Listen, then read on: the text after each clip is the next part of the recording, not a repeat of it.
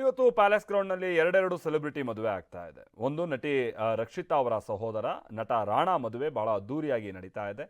ಏಕಲವ್ಯ ಸಿನಿಮಾದಲ್ಲಿ ನಟಿಸಿದಂಥ Rana fashion designer ಆಗಿರುವಂಥ ರಕ್ಷಿತಾ ಅವರ ಜೊತೆಗೆ ಹೊಸ ಬದುಕಿಗೆ ಅಡಿಯಿಟ್ಟಿದ್ದಾರೆ. ಅರಮನೆ ಮೈದಾನದ ಮುಕ್ತ ಚಾಮರ ವಜ್ರದಲ್ಲಿ ಅದ್ದೂರಿಯಾಗಿ ಈ ಮದುವೆ ಸಮಾರಂಭ ನಡೀತಾ ಇದೆ.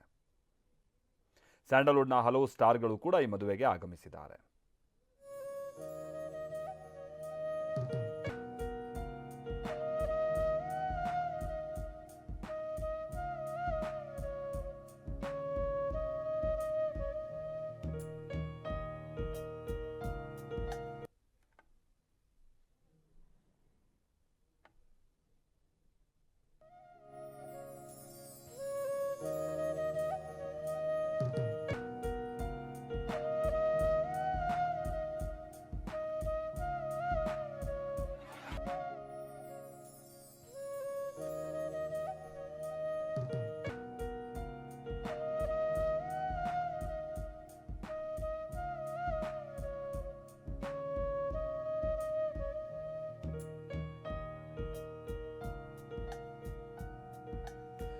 ಮತ್ತೊಂದು ಕಡೆ ಹಿರಿಯ ನಟಿ ಜಯಮಾಲಾ ಅವರ ಪುತ್ರಿ ಸೌಂದರ್ಯ ಜಯಮಾಲಾ ಅವರ ಮದುವೆ ಕೂಡ ನಡೀತಾ ಇದೆ.